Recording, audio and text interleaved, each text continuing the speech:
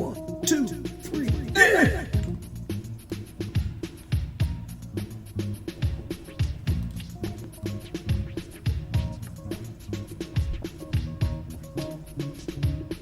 This is Amari Purple Talk. Yes.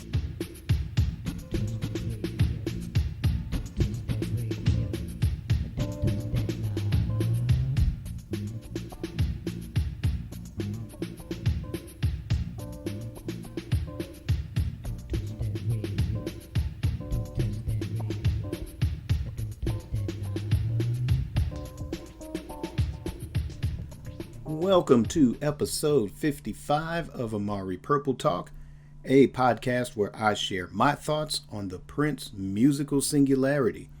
I'm Richard Cole, your imagination funk soloist. Thank you for tuning in. Please leave your comments in the show notes where you listen, and please download on your favorite podcast platform. If you're listening on YouTube, please like and subscribe. And with that out of the way, we're going to start the show. And we're going to start with, of course, more Sign of the Times talk. In fact, that's what will be all the way through the end of this month to the next month. And who knows, maybe the month after that. But will be Amari Sign of the Times talk. So with that said, let's start with episode 2 of the official Prince podcast, telling the story of Sign of the Times. The host and producer, Andrea Swinson, absolutely amazing job on the podcast. And, I'm enjoying the episode so far. Basically, it's a pretty good promotion for the album. It's almost like an infomercial for the album in a podcast form. And that's pretty cool. And this episode, there were interviews with Susanna Melvoin, engineer Susan Rogers, and Eric Leeds as well. A couple of other members of the Revolution sprinkled in there here and there. But the bulk of the commentary focused on Susanna Melvoin, obviously a muse for some of the songs that ended up as part of the Sign of the Times, and a lot of the concepts, when it was Crystal Ball and things like that. And of course, engineer Susan Rogers, it focuses on when Prince bought the Galpin Road residence and had the studio put in. And this is where a lot of the songs for Sign of the Times started to gel. So, like I said, it's a good commercial for the album, good promotion. It's an original way of doing it, as opposed to, say, doing TV spots, things of that nature. They could have done a big YouTube thing. I know sometimes with, some of the narrative, I do wish this was in video form. Rather than a podcast. But again, this is a pretty original way to generate hype for the album. And it's doing its job. I mean, we're all excited. We're all talking about it. And I'm getting more and more hyped for this box set than, anything. I mean, more so than 1999 Super Deluxe. And not just because Sign of the Times is my favorite Prince album. It's just, the hype. And not just this podcast. Other podcasts, mostly on Twitter, too. Just the hype. Even so much so that I think a lot of certain podcasters are now shifting the focus. Well, and plus because it is the anniversary of its release as well. The Gold Experience.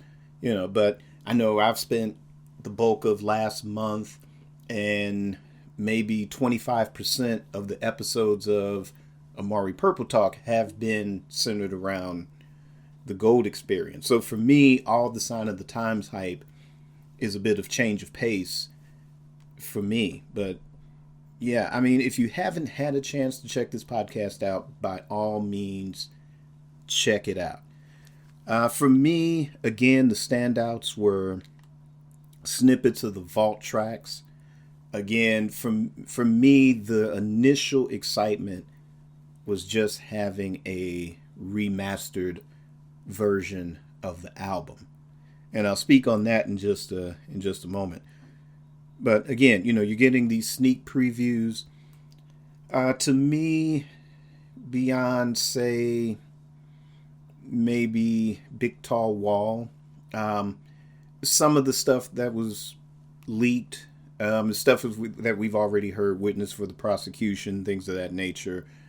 A little bit of Forever in My Life.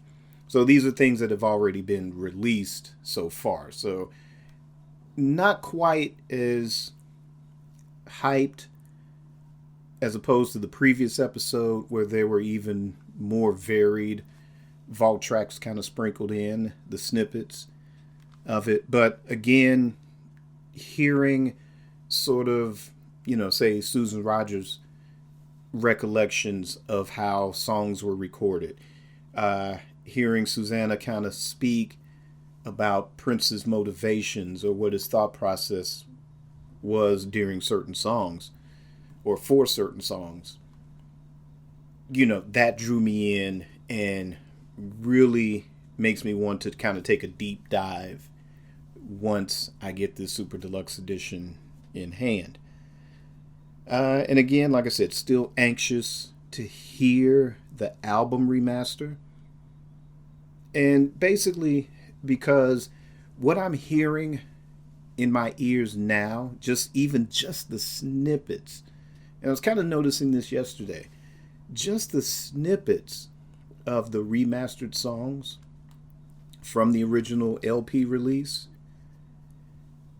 it really put me back into 1987. Because basically for me, I first purchased it on cassette. And from what I've heard, the original CD was mastered from the cassette.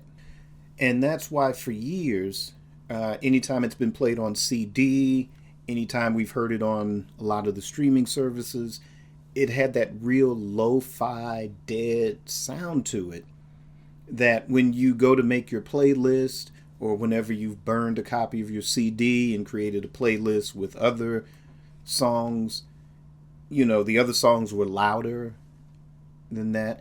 So basically the kind of kick that I was hearing from listening to the cassette was what I was hearing in 1987. Now later, when I bought the CD, then that's what my ears, were programmed to hear for decades. Until I purchased the 2015 remaster of the vinyl LP. And that to me comes closest again to what my ears were hearing throughout 87, throughout 88, up until I got the CD. So that's what I'm anxious for, is to kind of relive that experience.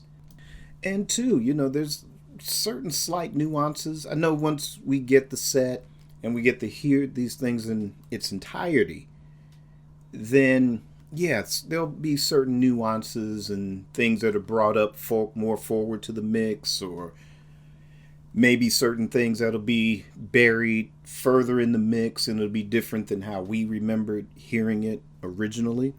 But, again, I'm looking forward to hearing that just slightly more so than the vault tracks themselves. But this particular podcast, it so far is doing a good job at reminding me of the vault tracks that are on it and what to expect. And even the advanced tracks that have been released, again, just as anxious. But yeah, I'm just looking forward to the whole thing overall, actually. And again, like I said, remember, this podcast, it's a promo for the album. So it's not necessarily it's not a pundit show like Amari Purple Talk, or some of the other, podcasts that are out there as well. So it's not like this big deep dive type of a thing. It's not an in-depth interview. Like, it's not the 2-part Rolling Stone interview. It's nowhere near that. It's just a good commercial for the album. But hearing, like I said, some of those insights, a lot of stories, a lot of deep cut Prince fans already know a lot of these stories. Sometimes it's to me, hearing the stories being actually told as opposed to reading them in print gives a different perspective, because you can actually hear or feel the emotions behind a lot of the recollections.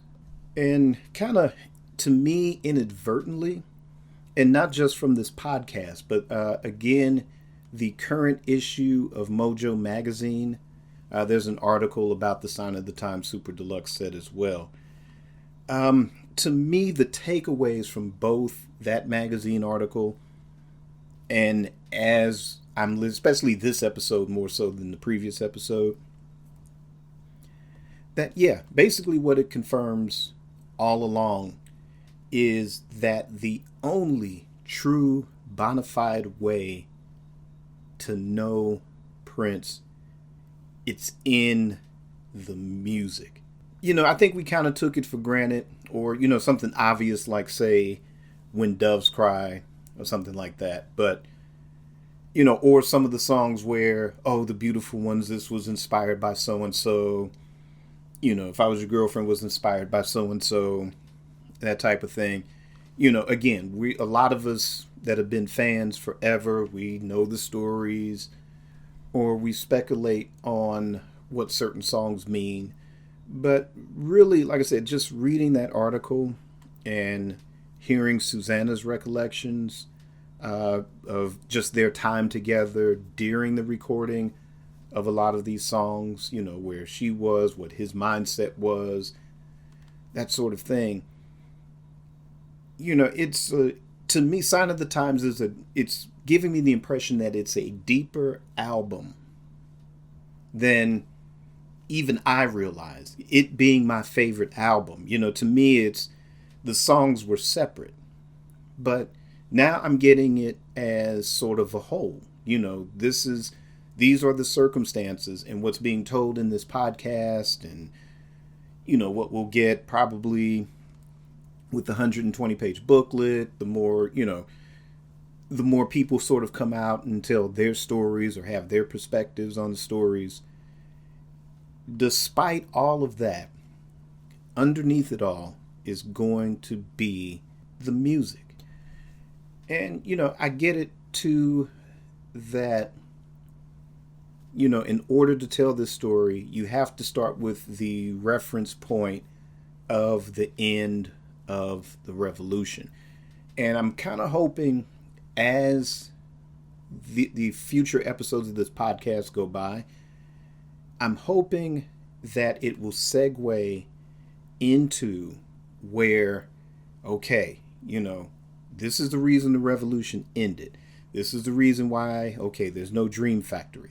Now we'll get into why there's no Camille album. We'll get into why Crystal Ball didn't come out as a 3 LP set in 1987 and why it was whittled down, and focus on basically what he wanted to get back to, which is the produced, written, arranged, and performed by Prince.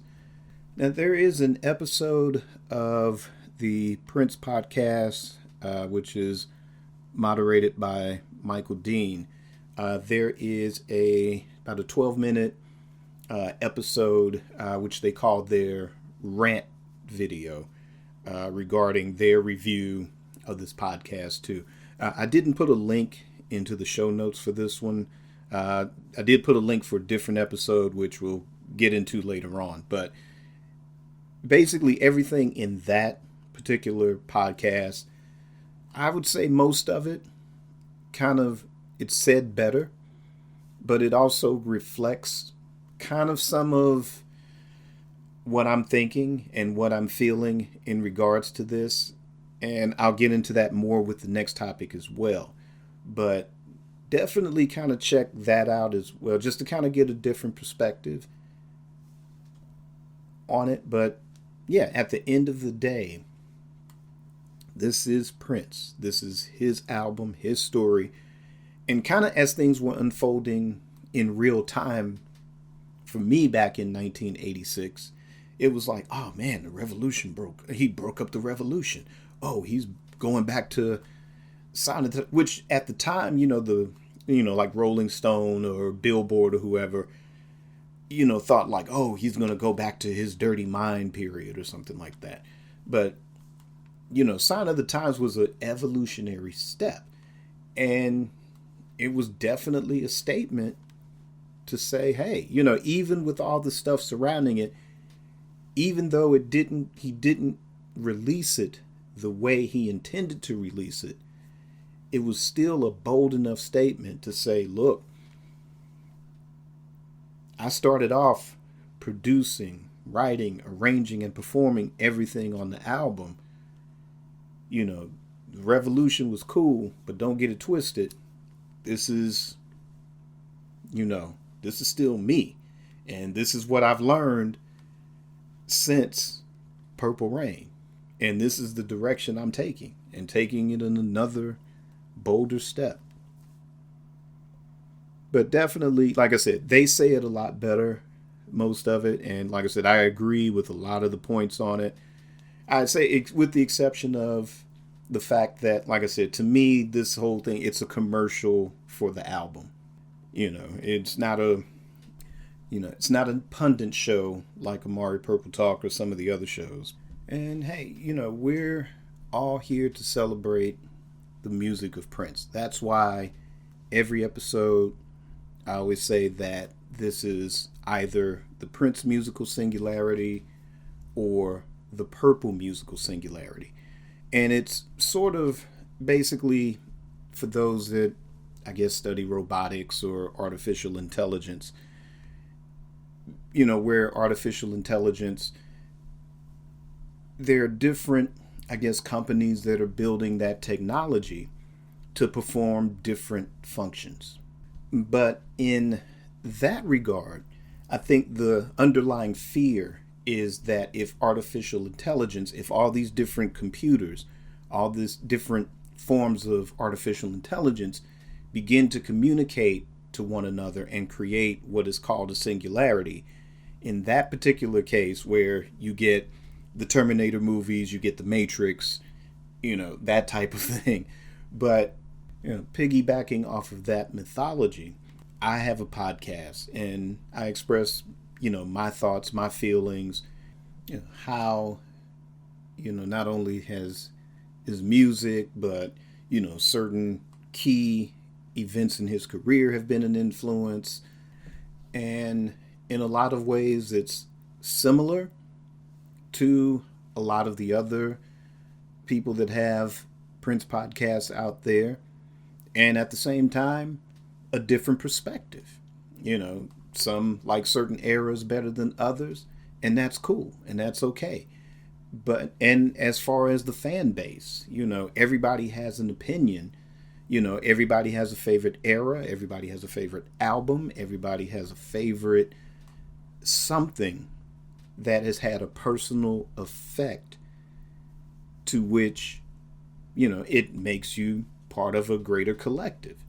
And since April 21st of 2016, we're coming together in a certain way. Some have been doing it through the celebrations. Of course, now we're in a period of time where it may be a while before we can get back to that type of communication. But, I have a show, and Michael Dean has a show, and Niecy has a show, Casey has a show, Prince's Friend has a show, where we try to bridge the gaps. We share our personal favorites, we share our personal recollections, and hopefully it's on the same page with a lot of you out there. And even if you have a different viewpoint, or even if you disagree, that's cool too, because music is subjective.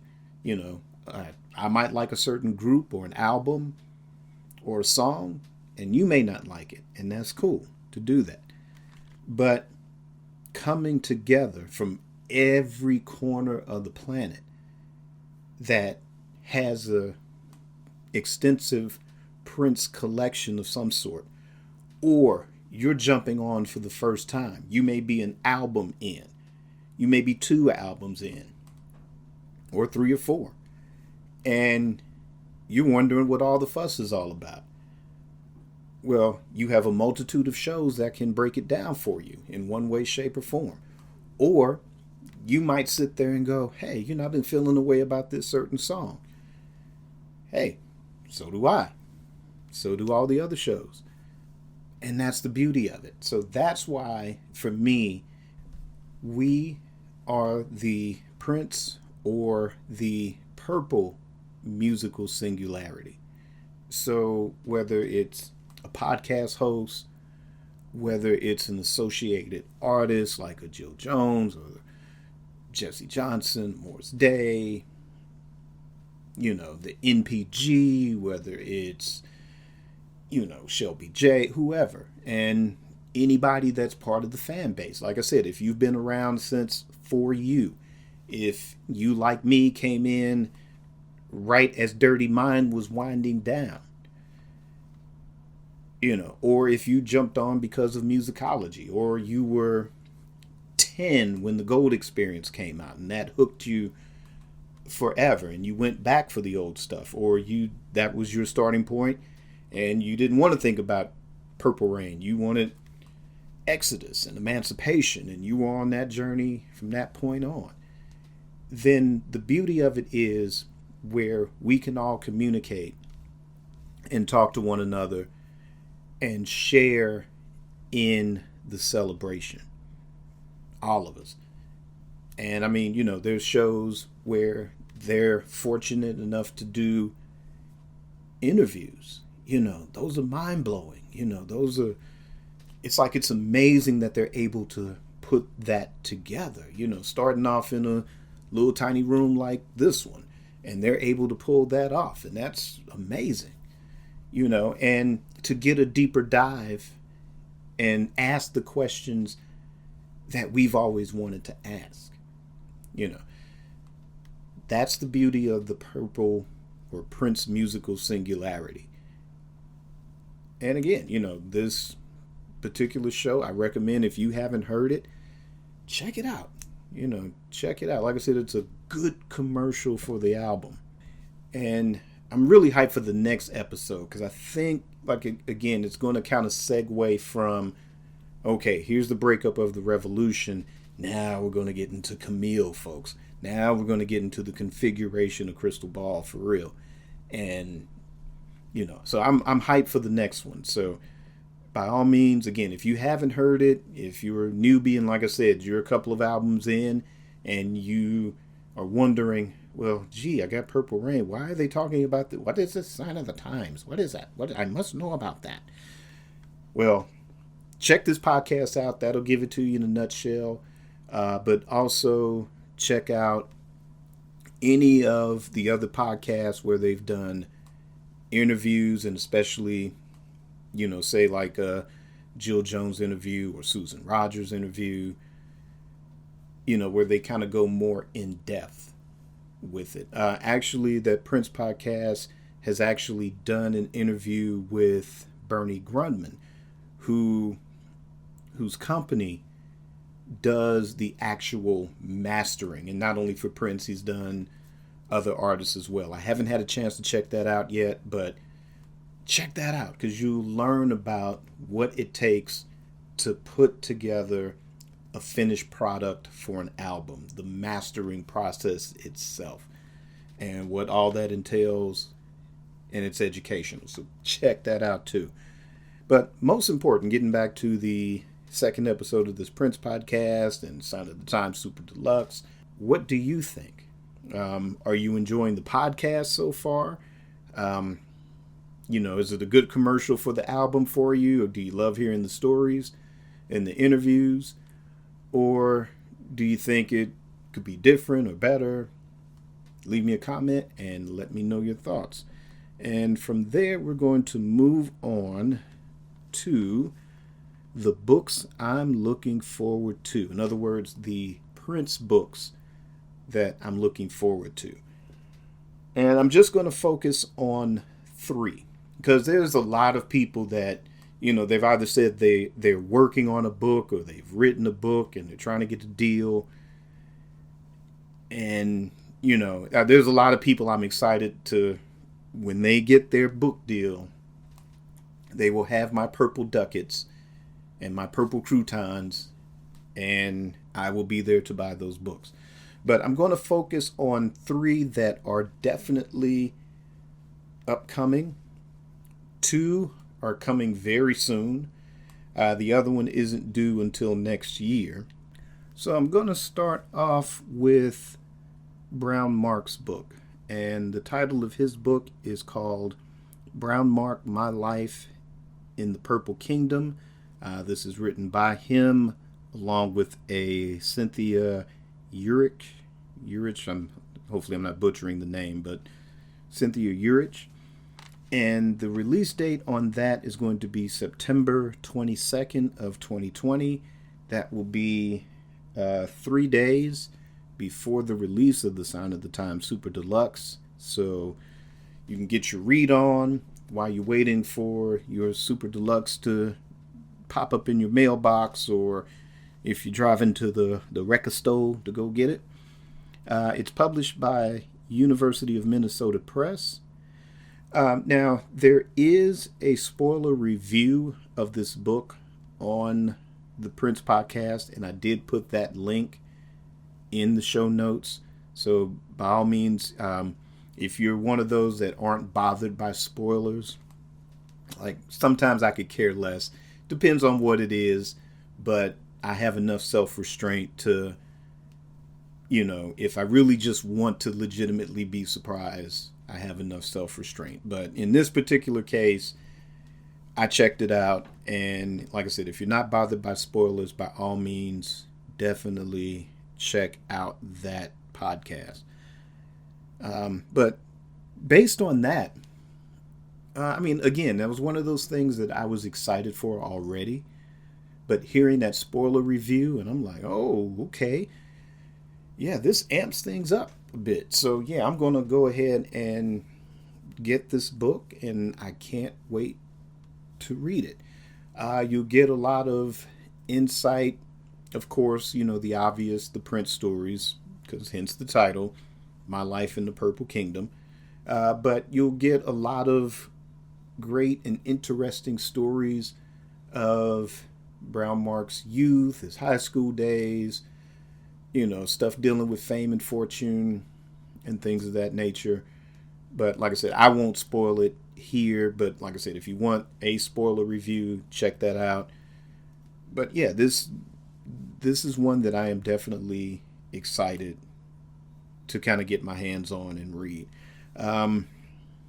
I might go ahead and might try to get this before Sign of the Times Super Deluxe, and try to get through as much of it as possible, because I know I'm going to immerse myself in the Super Deluxe once I get it. So this is one that I'm definitely looking forward to. And again, it's going to be released September 22nd of this year. There will be a hardcover edition. If you're on Amazon, you'll also be able to get it on Kindle as well. So that's one I'm definitely hyped to hear about. And Brown Mark's a cool person. I know they've been busy with, the revolution these last few years. He's managed to reform Maserati and been working with them. But before those things, he had a really great social media presence. I think he still does. But, he's very relatable, down to earth. And again, I know I'm hyping the Prince podcast a lot in this episode, but definitely they're the tops that's out there. Check them out. But they also have an in-depth interview. I think it's about a few years old or a couple of years old now. But that's one, again, I got to play catch up and go back and listen to as well. But they do have an interview with him there. You'll kind of get with that interview maybe some things where they go a little bit deeper than maybe what you read in the book. But still, hopefully, like I said, I'll check it out myself later on. But hopefully that'll be a great in-depth interview as well. So anyway, that's the one book I'm looking forward to. The next book, it's by Neil Carlin. It's called This Thing Called Life, Prince's Odyssey on and Off the Record.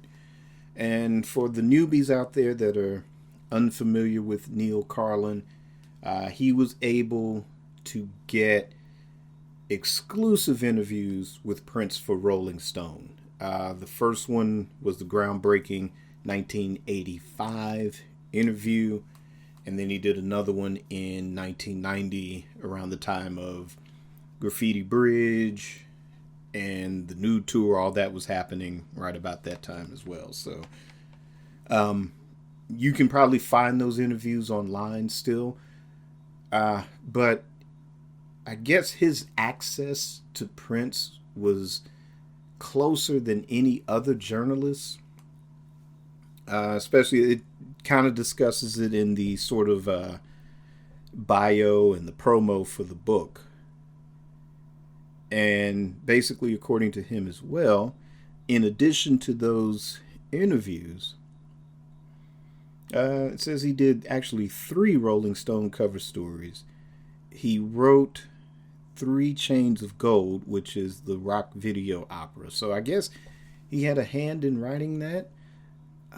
I have it on VHS still, and I don't really have a way of playing it. But yeah, I'd have to somehow revisit that at some point and see if his name is on the credits somewhere. And then he was a contributor to a sort of time capsule that is buried somewhere underneath Paisley Park. And according to him, it's a possibility there may be a will in there too. I mean, I don't know. It could be possible, could be a little far-fetched. But, like I said, I'll speak on it in a moment. But basically what he's selling this book on is that he'll have more intimate information than some of the other books that are out there. That's not discounting, say, Morris Day's book, but this book is, I'm reading again sort of the hype for the book here, the promo for the book. It says, going back to Prince Rogers Nelson's roots, especially his contradictory, often tortured, and sometimes violent relationship with his father, this thing called life profoundly changes what we know about Prince and explains him as no biography has.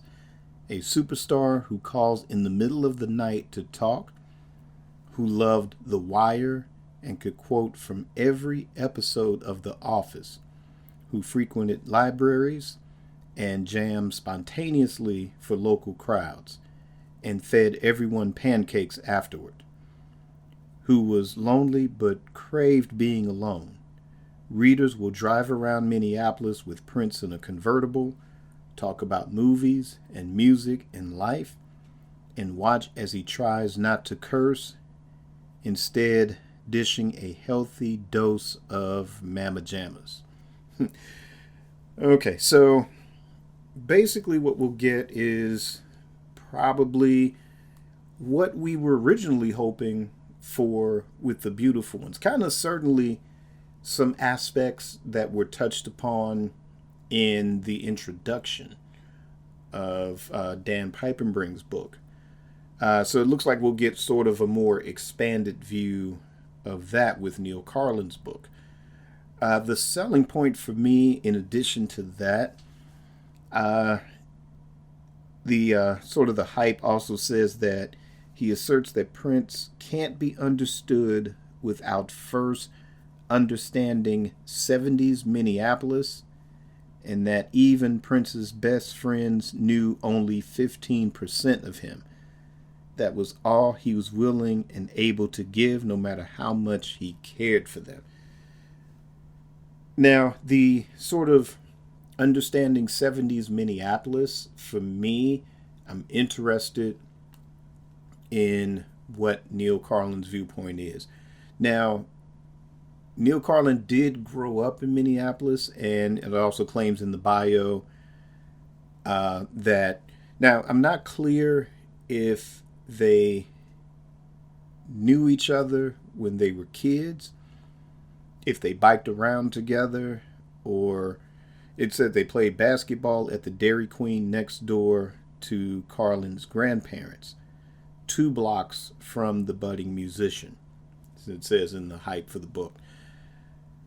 So I'm guessing we'll get a little bit more insight. Now, to me, as far as 70s Minneapolis, I don't think you will get with this book a better picture than what the one as to the one that Prince painted in The Beautiful Ones with those 50 pages.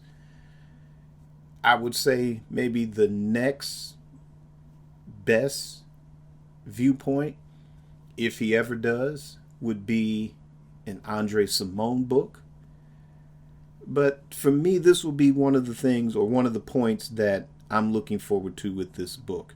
And as far as the rest of the hype, riding around, talking about movies and music, so apparently they've had conversations throughout Prince's career beyond the 1985 and beyond the 1990. Of course, well, obviously, because they collaborated on the 3 Chains of Gold video. He helped put together the time capsule. So I'm sure we're going to get something that I'm hoping is sort of a bit of cosmic closure to the Beautiful Ones book. Like I said, because we know it stopped at 50 pages, and hopefully I'm not only speaking for myself, but I just wish to God that there were more pages, even 100 pages, 150 pages. I wish that somebody does enough digging that they find an extra 50 pages or something. And because to me, we had never really had the benefit of getting a Prince that real, that candid, and that, just open like that. So everything from here on out, whether it's Morris Day's book, whether it's Brown Mark's book, whether it's this Neil Carlin book, even something like the, Dwayne Tudor's book with the Purple Rain sessions, because that was a magnitude of interviews, in needed to kind of piece certain things together regarding certain session dates and what was going on at that time. So, now we have to sort of, piece those things together with these different books. And in addition to that, like I said, the most important way to know and understand Prince is through the music himself. Because there were few people he was going to be that open and candid with. And like I said, we were supposed to get that with the Beautiful Ones. Big if, once he finished it, would he have ever released it? So, that's a possibility. We've been down that road before, just with albums even. But now with the Beautiful Ones as sort of a starting point, each and every book that will come out, even something like, say, My Taste book, which is, that's one I haven't read yet. But, something like that, or, Steve Park's book, a lot of the photo books, with the photographer stories. I think it's just from this point forward where we're sort of kind of connecting the dots. And to be honest, This is Prince we're talking about. And to be honest, we never would have expected a book like The Beautiful Ones. We weren't even expecting, I mean, me personally, there were books like a lot of like the Per Nelson book, DMSR. There was the book, one of the first books that really started to peel back some of the layers was Pop Life, that biography. Little things like that. Possess, Rise and Fall of those things were to be expected. And we were starting to get a slew of books that were interesting, but to me, when you read like a guy like Mark Lewison, who is sort of like, the absolute Beatles expert, and he's done books on the Beatles recording sessions. And he has a book which was it's supposed to be part one of a series, a 3-part series, all these years.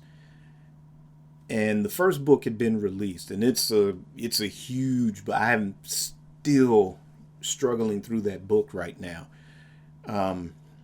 But like it's a huge volume of a Beatles biography, and I mean an actual biography. And we'll probably get things like that somewhere in the future. Right now, we're sort of getting these little tell-alls here and there.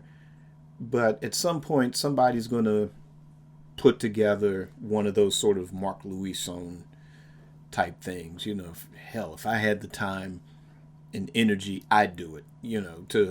To just do a comprehensive, like, real straight up biography with information and history.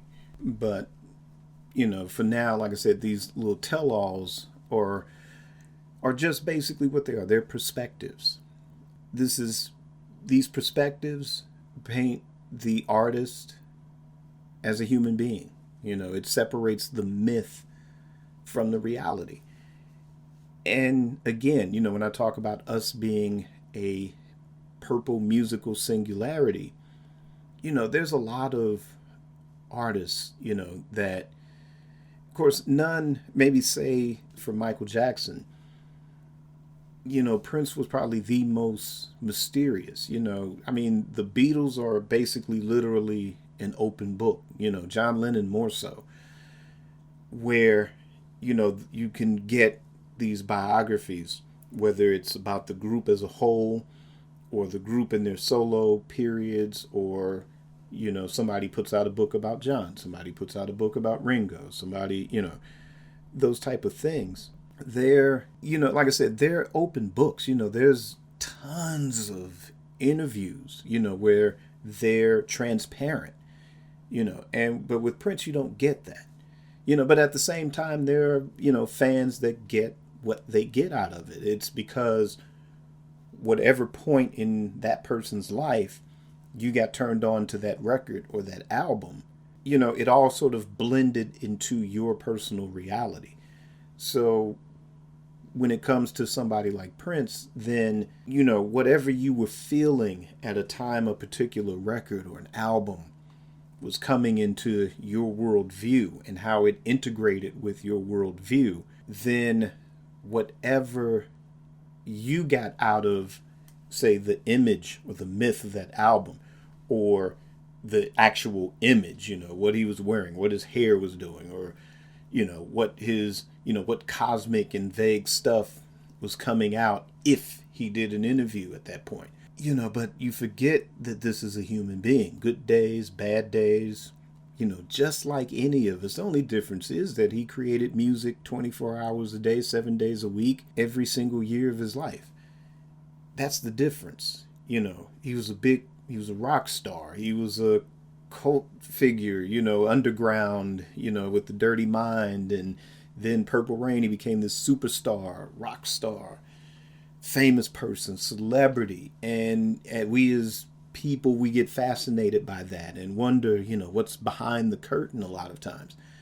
And a lot of us have formed a particular worldview. And, those that sort of paint him as he could do no wrong, you got to look at your own existence. You're loved by many, and some people, or even those that you love, you're going to have a bad day. You're going to piss somebody off. You're going to be pissed off at somebody. That's just a part of life. I'm fascinated by the body of work, and that has been framed at what my mindset was at 15, the minute the Dirty Mind came into the picture for me. I played a little bit of guitar, and that probably wasn't even so much as a direct influence, but it was sort of the movement, because you see what moved the Beatles. It was that early 50s rock, whether it was Chuck Berry, Little Richard, or Elvis. And I mean, there were things that were moving me at 15. I was into a lot of the Solar Record stuff. I was listening to Rick James and Parliament Funkadelic. But what Prince represented was sort of that same energy that was influencing people like the Beatles and the Stones when they were coming up through the 50s as youngsters. So it was that same thing of, oh, this is rock music as rebellion. This is somebody doing something so far to the left of what mainstream black music was doing. And to a certain degree, where Parliament had kind of become the status quo. They were the radio friendly. Funkadelic was more the underground portion. And Prince was sort of that more underground at the time, but he kind of had that eye on being in the same breath as a David Bowie or whatever, Sly Stone, Hendrix. With that being framed as my worldview, yeah, it's like, oh, the mystery, I get it, the hype, but then you do want to learn more. And like I said, you start to speculate, you form your own opinion. But at the end of the day, there's still people, they have gone through whatever, whether it's broken homes or, loved hard or whatever, they've gone through heartbreaks and good days and bad days, just like the rest of us. There's human interaction. You have family, you have friends, you have relationships, or in some cases you have marriages or whatever, you go through as a human being. And, a lot of us can't even express even with just words, but artists can express in ways that, your average person can't. And like I said, we get caught up because we're not really looking at the artists and their work. We're also caught up in this thing called celebrity. So it's like, for those, it's like, oh, he can never do anything wrong, or, you're mad because someone's recounting. I don't see a lot of people being like so disgruntled and so bitter. Yeah, some people might want to take certain credit for certain things, and you can kind of see that. But the ones that are real, are relating to it. Like, yeah, this was a beautiful person. They were great. But on this particular day, they weren't so great. He was having a bad day, or he was just wrong. Period. But that, like I said, that comes with having, this being surrounded by this aura of mystery and being private so much and not being transparent, say like a John Lennon or, a George Harrison or whatever, to where you kind of get that openness and that realness. Like, no, this is what I'm thinking, this is what I'm feeling, and I don't care if you like it or not. So, I would say just kind of take each and every one of these biographies or tell-alls or whatever you want to call them, take them with a grain of salt. And, like I said, for me, yeah, I'm into the entire body of work, but I also like to kind of read and, get what the perspective was, what the journey was, or in this case, what is this person's take on Prince's journey as they're relating to it. So, we're kind of forced from this point on to, like I said, sort of connect our own dots with it. And like I said, these two books in particular, like I said, there's a lot of people that claim that they've written a book or they're working on a book. And there's a couple of them where it's like, yeah, I can't wait till that person's book comes out. And then there's a couple of people where it's like, okay, you got a beef with somebody, but it's like, yeah, well, when my book comes out, I'm going to do da da da da da da da. And it's kind of like, oh, well, yeah, as much as I'm interested in hearing that viewpoint, then again, let's all take it with a grain of salt. Could be the greatest book ever. One could be telling the whole reel on everything. Others may end up being a cash grab, but like I said, for me, those two are the ones in that realm.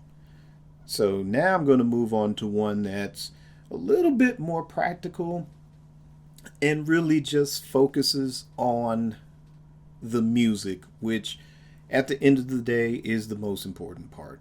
And that is going to be Dwayne Tudor's second book, titled Prince and the Parade and Sign of the Time Era Studio Sessions, 1985 and 1986. And this release date, it's sometime next year. I'm not sure if he's actually stated an actual release date yet. Kind of what I'm looking at now, it's bookdepository.com. It has a tentative date of June 15th of 2021. And this will be published by Roman and Littlefield. And if you have enjoyed the Purple Rain era sessions, then this is definitely one to look out for as well. And probably for me, I'm looking forward to this one more than I was looking forward to the Purple Rain one. But that doesn't mean I was less excited. Couldn't wait to get that book. And trust me, it was a thrill ride. And that, speaking of what I was speaking on earlier, to me, what he accomplished, what Dwayne Tudor accomplished with the Purple Rain era sessions, which to me was even more fascinating than any biography or tell-all thus far, was that it really put you in as a fly on the wall in the studio with Prince. I mean, you got the gist of, you know, what was being worked on that day, whether it's like, oh, well, he came in and did this song, or, oh, you know, he came in that day and mixed, you know, this record for the time, and, you know, there's the studio version of the Bird. You know, those things were more fascinating to me than the personal stuff. For me, the personal stuff I get into because if it doesn't directly influence a particular song or a particular album, it paints a picture of what that particular artist was going through, you know, the circumstances that led into, like, oh, and then after all of that, they went in and recorded this album and stuff. So, but again, this one, I've always wanted a Prince equivalent to, say, the Beatles recording sessions. There was a Hendrix one. It's out of print now. Even the copy I got, and this is like when Amazon first started. This was one that was out of print, but where I bought it from, they had to scan it, and they kind of created a makeshift copy of it. But that also detailed a lot of Jimi Hendrix sessions, and I always wanted the Prince equivalent. So for close to 30 years, I've wanted the Prince equivalent, and with those Purple Rain sessions, we're able to get that. And the thing that I always felt too, like with Hendrix and the Beatles, it's very finite. It's one book, and that's it. You know, that's it. You know, it covers, you know, Beatles cover from Love Me Do up until the final session for Let It Be, and you're done. You know, one book. And they only recorded so much, even though there were 4 of them. They only recorded so much. Hendrix, who has a vault, to me, it's just as, not as deep as Prince's, obviously, but given the fact that over 20 to 25 years time with the actual Hendrix estate and what they've been able to release, and to do that over 20 years time, it's amazing. So, but again, he only had from 67 to 1970. Even though there was a lot of output, it was just those few years. And then one book, that's it. But with Prince, yeah, you have to have a multi-volume set. And to me, this is sort of like Star Wars, because George Lucas started in the middle with that. He told the middle of the story first. And where the Purple Rain era sessions are sort of A New Hope, the Parade and Sign of the Times era volume is going to be The Empire Strikes Back. Plain and simple. I don't know what Return of the Jedi equivalent will be, but this, for me, is The Empire Strikes Back of Prince recording session books. And I can't wait to get my hands on this one. Too bad that this couldn't come out, say, maybe a month before or a month after, or month or two after the release of the Sign of the Times Super Deluxe. Because, you're going to get the Sign of the Times stuff for sure, but this volume will also cover the Parade sessions as well. And I guess, in a way, you couldn't have just the Sign of the Times Super Deluxe. You would also have to have a Parade Super Deluxe. But I think, given that this book will start off with the Parade sessions, if Warner Brothers manages to release a Parade Super Deluxe in time for summer of next year, then this would be a good volume to have. And then you can go back and you can listen to a lot of the stuff, just revisit a lot of the stuff from the Super Deluxe edition of Sign of the Times as well. So, I don't know. I guess it makes sense. I guess it makes sense to, if it comes out next year. And, well, even if there isn't a Parade Super Deluxe in time for summer, you'll have this book, say if they release it later on in the year, whether it's kind of like now with the Sign of the Times, that same time frame. So it'd be good just to, like I said, have that volume. But I wish we had it now as well. But like I said, I guess, in the cosmic scheme of things, it wouldn't be a bad thing if it came out right around the time that a Parade Super Deluxe was coming too. So, but either way, I'm looking forward to this book. And really, more so than the other two. Not to knock the other books, but it's just because that's the thing that I'm fascinated with. It's how the records were made for me. The personal stuff, like I said, I've read Beatles biographies and Michael Jackson biographies, Marvin Gaye, James Brown, George Clinton, and those are great books to read, and you get a lot of more of an inside story of what was going on, or what was really going on, with a particular era. But at the end of the day, for me, I think I'm just more motivated by how the records were made. Not just, oh, this was influenced by so-and-so, so-and-so, but when they went into the studio, or when Prince goes into the studio, what's the mindset? What was going on? Again, with the Purple Rain era stuff, it was like, yeah, so he just came back from lunch and now he's recording When Doves Cry, something like that. That type of, like, you get that feeling like this is a Prince that just came back from lunch and now he's working on, say, The Beautiful Ones. Or you're there and it's like, when was that, Christmas Eve or something? And no, New Year's Eve. And he's recording We Could Fuck.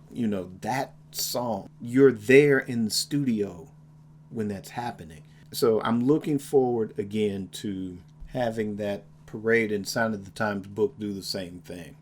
That be that fly on the wall, and especially with that period as well. So can't wait. Can't say it enough. Bring it on. Going to have to eat my Wheaties and my vegetables and exercise and stay in shape, wear my mask, take my vitamin D every day and vitamin C and elderberry, and be around for 2021 for that book to come out. So, but again, which one of these are you most excited to pick up? All three? Or do you have a favorite? Leave me a comment and let me know your thoughts. And that is going to end this episode of Amari Purple Talk. And of course, you can always find me on Twitter at RichardCole_now and on Instagram at RichardCole_Amari.